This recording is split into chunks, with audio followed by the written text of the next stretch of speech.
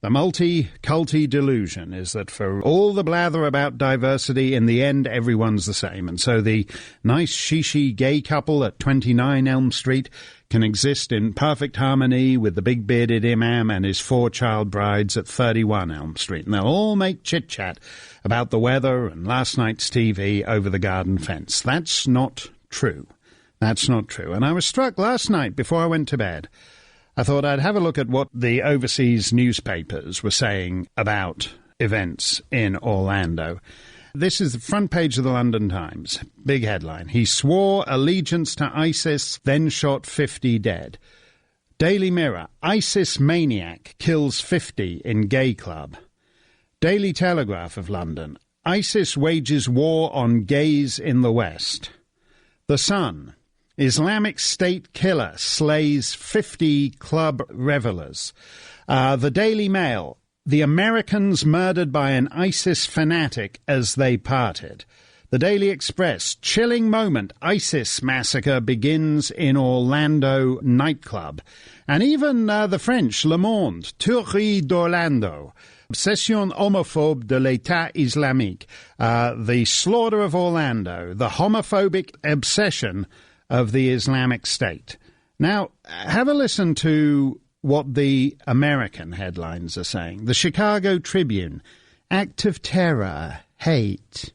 The Daily News, 50 dead in Orlando club massacre. Thanks NRA. That's the headline in the New York Daily News. Thanks NRA. USA Today, massacre. Orlando mass shooting deadliest in U.S. history. The Huffington Post, deadliest mass shooting in U.S. history leaves 50 dead. People magazine, more victims of Orlando mass shooting identified as loved ones share grief. CNN, horror sympathy as world reacts to Orlando mass shooting. This from the Washington Post. Obama, Orlando shooting was a case of, quote, homegrown extremism, unquote. And the New York Times, praising ISIS, gunman attacks gay nightclub. That's the only one to mention ISIS. So it's not difficult. If you look at the London headlines, if you look at the Paris headlines, the words that appear are ISIS and terrorism. If you look at the American newspaper headlines, even when they're not actively peddling their angle, like the idiots at the New York Daily News, thanks NRA, they're going with the anodyne, dead, desiccated language of homegrown extremism and evading ISIS, evading the words terrorism entirely. This sort of stuff will get you killed, actually. This official lie, because that's what it is. It's the official lie. It's the official lie. We can already discern in parts of the Western world. The arithmetic isn't that complicated. The more Islam, the fewer gays. The more Islam, the fewer gays. In the end, you have to pick and choose which squares you want in your diversity quilt. Everyone else is invested in this official lie. The president doesn't mention the word Islam, Islamic, Islamist, jihadist, anything like that. And no word like that passes his lips. And he and other Western leaders want you to keep believing that Allahu Akbar is Arabic for no Islam to see here. Who you going to believe, me or your lying eyes? That's basically what the president does. Facebook's first act after the slaughter was to take down Pamela Geller's page, Stop the Islamization of America. Pamela Geller is someone who speaks up on free speech issues and against Islamization. Her event in Garland, Texas, was shot up by some loons who went there to kill her. So she lives in fear of her life because of this ideology. But Facebook's first act after this mass slaughter is to take down her Facebook page. Whereas, interestingly enough, the killer, this guy, the nightclub killer, his father, a man who supports the Taliban, against whom this country has spent huge amounts of blood and treasure, a man, in other words, who is objectively on the other side of this new war. That man's Facebook videos get to stay up. No problem. As a matter of fact, he posted a new Facebook video just this morning. So Facebook are happy to be the enforcers of the official lie. that this is nothing to do with Islam. That's really the division here. There are those of us who said for 15 years this is something to do with Islam. Quite what it is to do with Islam. The President, Mrs. Clinton, John Kerry won't even go there. For them, it's nothing to do with Islam. And so when these things happen, as they do fairly regularly now, because the President says we can absorb them, if you recall, I think it was 5 years ago, he said, there's going to be a certain amount of these things and we can absorb them. He means America, because there's 300 million people. So if there's 50 people who get killed, it's tough on them. But for the rest of you, quit your belly aching, we can absorb it. That's his message. And so all the stories are different, and yet they're all the same. Like the San Bernardino killer, like the Panty bomber, like the Boston Marathon bombers. This guy, this killer in Orlando, was not a lone wolf, but a known wolf, known to the authorities. He had been interviewed multiple times by the FBI. That we know, because he had threatened to kill people. This is where the people who want to blame the NRA need to get their thinking straight. He worked as a security guard.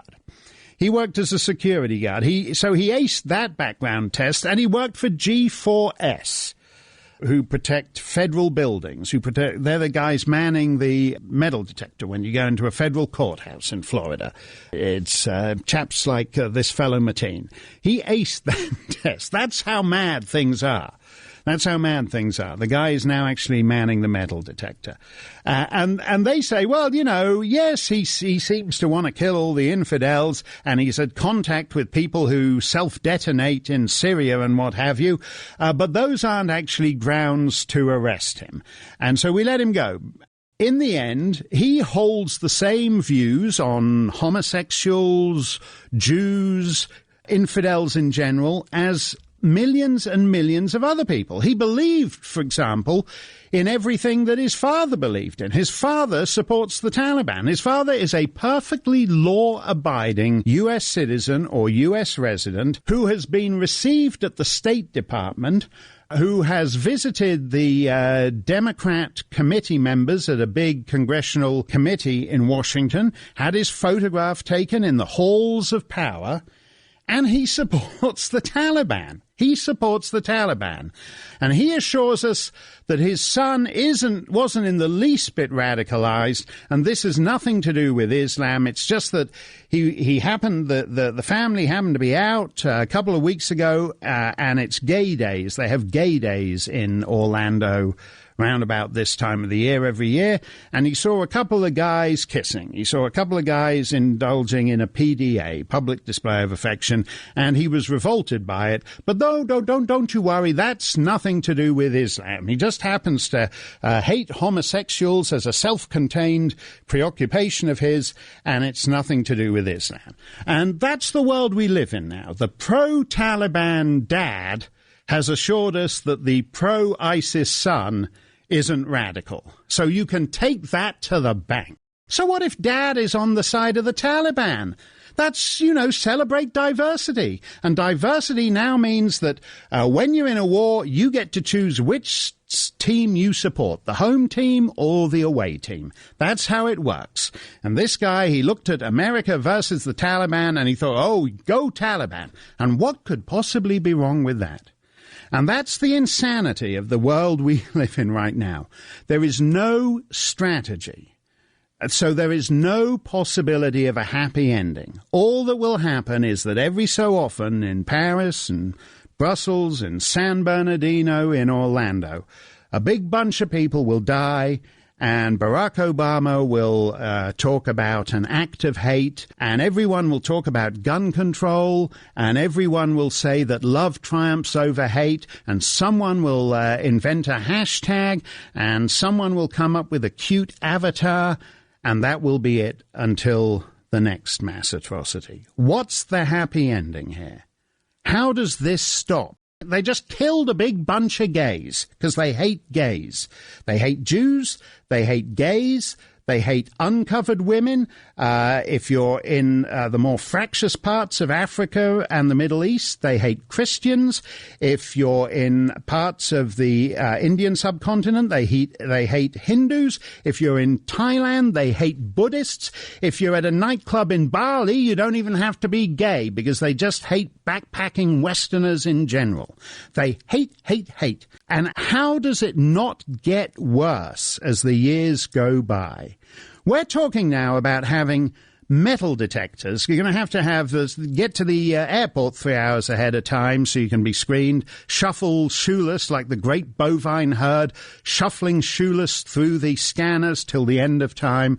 And now they're saying you're going to have that at a gay nightclub too. There's clearly, obviously, we're going to have more security. So you're going to have scanners to get into the gay nightclub. And the scanners will be outsourced to the local security service, G4S, and G4S will hire Omar Mateen's cousin from Afghanistan to man the scanner as you shuffle through into the gay nightclub. The President's remarks yesterday were mostly the usual bland, evasive pap, and I wouldn't even bother discussing them, except that there was one sentence whose plain meaning was simply disgusting and disgraceful. Quote, "Say a prayer for their families," said Obama, "that God give them the strength to bear the unbearable, and that he give us all the strength to be there for them, and the strength and courage to change," unquote. The strength and courage to change. That's his message to Americans, that God give you the strength and courage to change. Change what? Your attitudes to guns? Your attitudes to gays? The implication here is that it was not an Islamic terrorist animated by Islam's new caliphate and by Islam's traditional strictures against homosexuality that led to a big mountain of corpses in Orlando, but it was something instead you did, something America did, and that it's you who needs to pray to God to give you the strength and courage to change so that you won't cause another big pile of gay corpses. If you mean something other than that, Mr. President, I'd love to know what the hell it is. But absent that explanation, sorry, I don't want to hear that. I don't need to change. I have no urge to shoot up gay nightclubs. I have no desire to kill gays, and nor do most Americans. That was not what happened here. If we have to change everything, and we change all the time now. We've changed plenty. There are mosques on main streets all over America where imams call for the stoning, burning, beheading of sodomites, and we all coo, oh, ain't diversity grand? Last week, the Scottish police introduced a new hijabbed uniform to attract more Muslim female recruits. Denmark said a Muslim welfare recipient could bring in his 3 wives and 23 children. Canada's new government announced that new citizens can take their oath of allegiance to the Queen wearing the full head-to-toe Islamic body bag, so you don't even have a clue who's in there. It might not even be the chick. It might be her husband who's in there. Can't see the eyes, can't see nothing. The Vatican covered up some of the greatest statuary in Western art, lest it offend the big shot Ayatollah from Iran. The White House hosts the end of Ramadan big whoop-de-doo gala banquets. The U.S. military is so politically correct it allows Major Hassan to give a PowerPoint presentation on who he's planning to kill and then let him go ahead and kill them because it would be grossly insensitive to try to stop him. General Petraeus, just last week, a fine military strategist with no grasp whatsoever of the bigger picture, argued just not last week, maybe 2 or 3 weeks ago in May, that when it comes to Islam, we should all just bite our tongues and mothball our free speech rights, which Mark Zuckerberg and Facebook are happy to go along with. America and Europe are cracking down on anyone who dissents from the official lie. So we in the West have changed. We've accepted mosques, prayer rooms, foot washing facilities, covered up artwork, burqas for driving licenses, the shriveling of free speech, and the president still lectures us It's your fault. You Americans. You're the ones who need to change. And you keep changing. And there'll be more changes. And there'll be more metal detectors. And there'll be less free speech. And there'll be less gun rights. And there'll be less everything. Until eventually, and quicker than you think, there'll be no America. And maybe then, according to President Obama, you'll have changed enough.